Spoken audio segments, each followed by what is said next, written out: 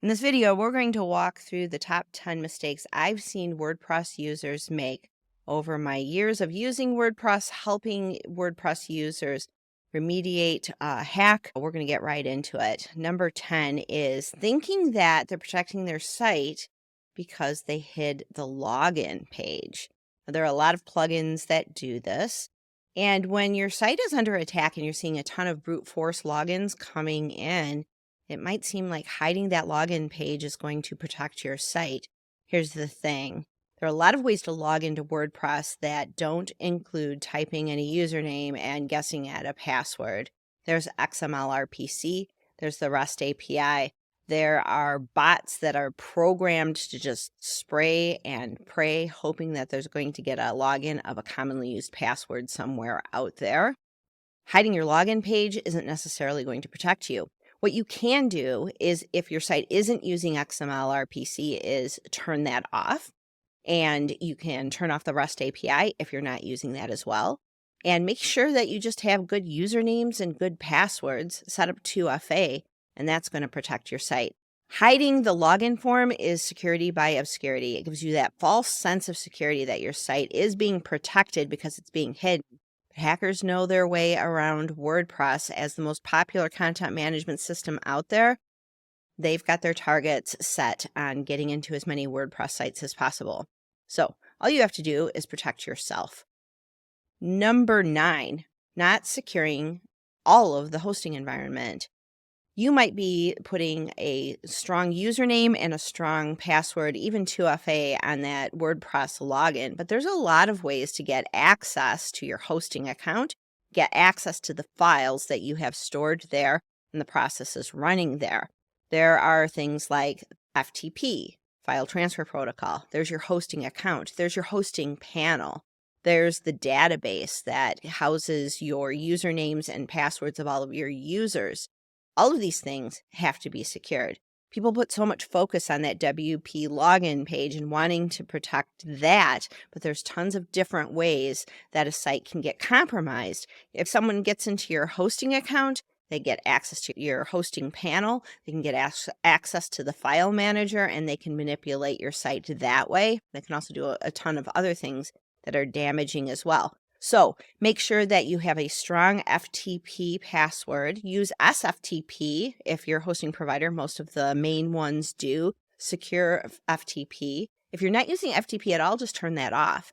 SSH is another thing. SSH is command line. If you wanted to log into the command line and do Unix or Linux commands on your site and do file manipulation that way. If you're not using SSH, you can turn that off in most hosting account panels. Make sure that your hosting account is set up with a strong password, unique password as well, and that you're using 2FA there. Making sure that you have a strong database password. Make sure that if you have PHPMyAdmin set up in any way for your site, that is protected as well, because things that are stored in the database need to be secured, as well as all of the files that are running your WordPress site. Number 8 is not securing your username for your administrative accounts. You may be using an administrative username such as admin, or maybe you're using a username that can be easily guessed by just looking at your site. Maybe your username is your domain name, that type of thing. Making sure that you add some obfuscation to your username for your admin account is incredibly important. Number 7, making sure that you are securing passwords as well. Making sure that you are not using a weak password. Weak passwords are amazing and convenient. And even if you're using something that's unique to you, like the street you grew up on or your pet's name when you were a little kid, all of those things feel like something that couldn't be easily guessed. But if they are in these databases of breached passwords that are shared amongst hackers, it can be a target. Make sure that your passwords that you're using are long and unique and that you're only using them in one place. You should be using a password manager like Bitwarden, 1Password, or NordPass in order to protect the passwords that you're using. Basically, all of your accounts, no matter where you're logging in, should have a unique password, and using two-factor authentication where possible. If you're using Solid Security Pro, they have a feature called Passkeys. I have a video on the channel that you can watch about passkeys and what a powerful technology this is going to be, and it's going to be more and more common. You can add a passkey to your site so that it makes logging in much easier. This is something that can't be brute forced, something that can't be hacked, can't be fished away from you. So passkeys is another way of authentication that you can add to your site. Number 6 would be not using a firewall. I recommend that every site that you're using be set up on a cloud-based firewall like Cloudflare. There's a number of reasons for this. First of all, Cloudflare is also a CDN. So when you set up your domain name on Cloudflare systems and people are accessing your site from anywhere in the world, Cloudflare is serving up the content from your site from the servers that are closest to that individual person. So your site is much faster. As well, there are a number of malicious blocks that the Cloudflare web application firewall has that can block a lot of the background noise of the internet before it even gets to your server and engages WordPress.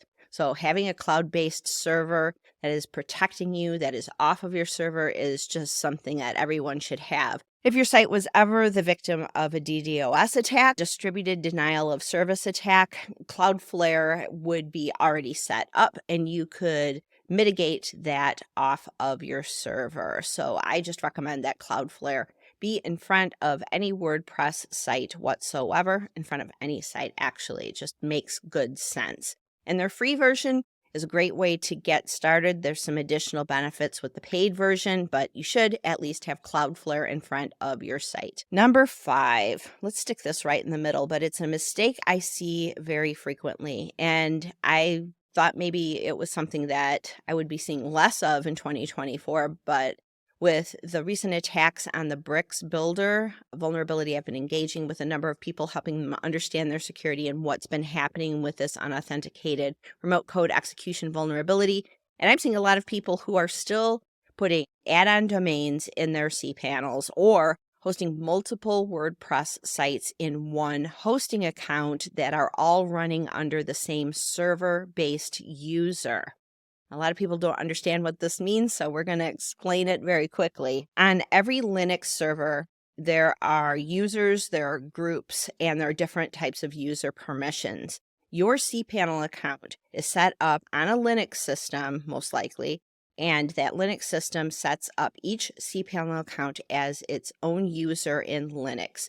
When someone's using cPanel, there is something called add-on domains, and you can put as many websites as you would like into a cPanel account. The thing is, they're all running under that same Linux-based user. They're all basically granted the same permissions. Now, what this means is if you say you have 30 sites in your cPanel account, if someone hacks into site number 12, sites 1 through 30 are all compromised because that hacker basically is running PHP code and is basically able to infect each one of those sites. So if you have site number 12 that gets hacked and you're seeing evidence of compromise on that particular site, you have to assume that the entire hosting account has been compromised. Each one of those sites are running under the same server-based user. Here's a story that illustrates it. I was cleaning a hack site, one hack site, for an agency that was down in South America. They had one single site that they thought was hacked, but when we got in there, we saw that every single site had JavaScript appended to every single JavaScript file in the entire hosting account, and it was all redirecting to a malicious part of the internet.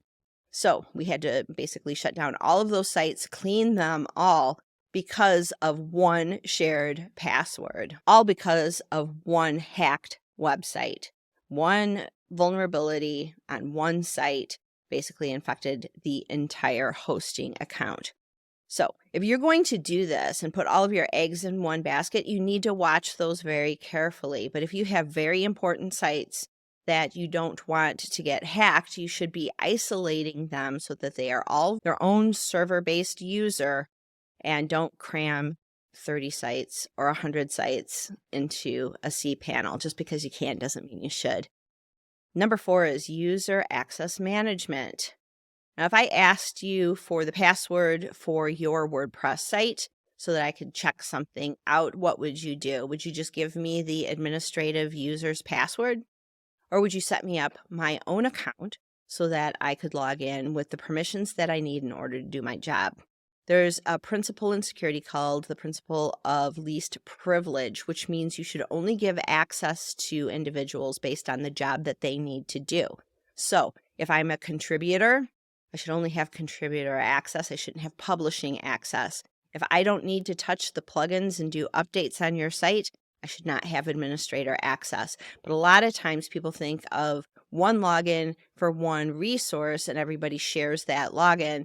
Whereas if you had a number of people who need to access your WordPress site, each one of them should have their own login, and that should be secured with a username and password, and they should only have access to the things that they need in order to do their job. So user access management and having a plan for that is incredibly important. Number 3, a mistake that I wish I didn't see, but this is using nulled plugins or nulled themes on WordPress site. What is a nulled plugin? What is a nulled theme? So there are pro plugins and pro themes that you can use on your site. Those pro plugins come with a cost. Hackers know that you are trying to save money, so what they will do is they will take a pro version of a plugin, maybe they got it from another site that they had hacked, and they add malicious code to it, and they put it up as free version of plugin A. Let's just pick on Yoast, because I know Yoast is a very popular plugin for SEO. So if you want a nulled version of Yoast's premium plugin, you can get it for free on this site. Amazing. So you download that zip file, you upload that to your site, everything looks great, and then the next day you find out that your site's been hacked. This is a nulled plugin, and there are plenty of hackers out there who put the bait out there where we see people infecting their own sites with nulled plugins. There's been a number of campaigns that have existed. WPVCD was one of them a few years back. But this is still happening. Nulled plugins and themes are everywhere, and you should assume that a nulled plugin or a nulled theme has malware in it. Also, it's just better. Like if you're going to use the premium version of a plugin, if you can do that, it's a good idea to just support the developers who are pouring their heart and souls into creating great products for us all to use. Number 2, not logging out. Now, if you log into your WordPress site right now, that login will last for 48 hours. If you click Remember Me, it's going to last for 2 weeks. That's great. It's wonderful. It's convenient.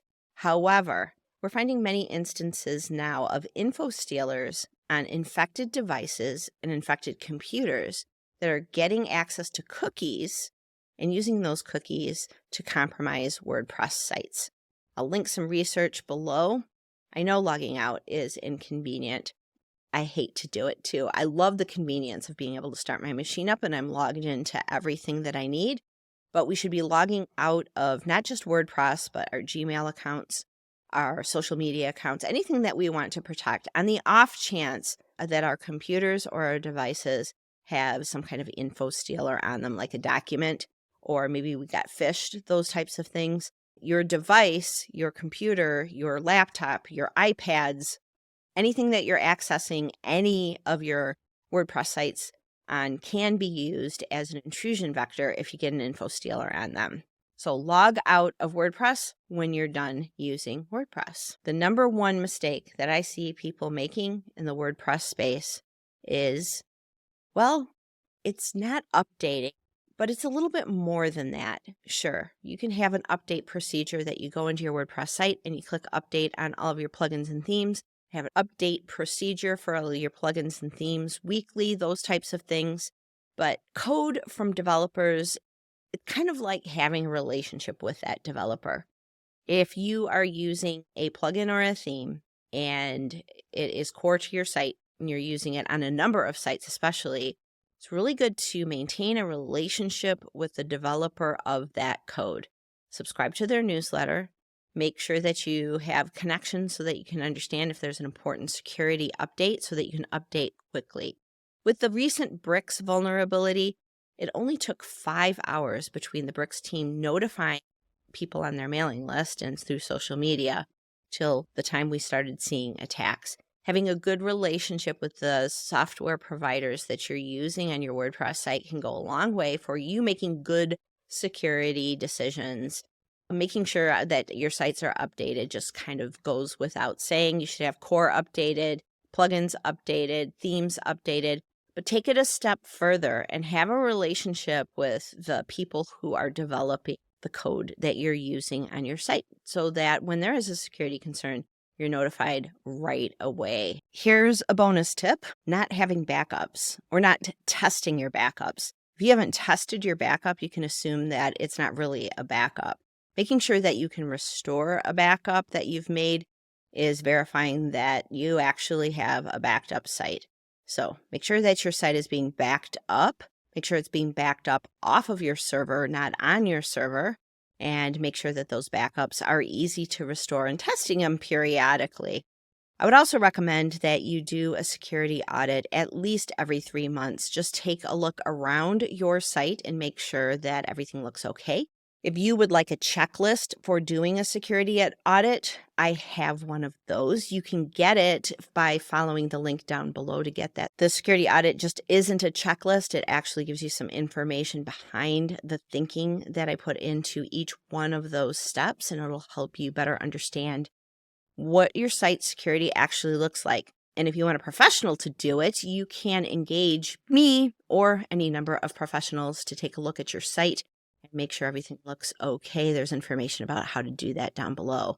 I do these videos to help you so that you don't feel like you're overwhelmed by security concerns. It can be very scary when you start seeing that your site has been hacked. I don't want you to have to go through that. There are a lot of steps that you can take in order to protect your site. I would love for you to give me a like, share this with anyone if you think it's going to help them, and subscribe to the channel. I've got more security content coming, not just for WordPress, for other things as well. I appreciate that you watched all the way through. We'll see you in the next video.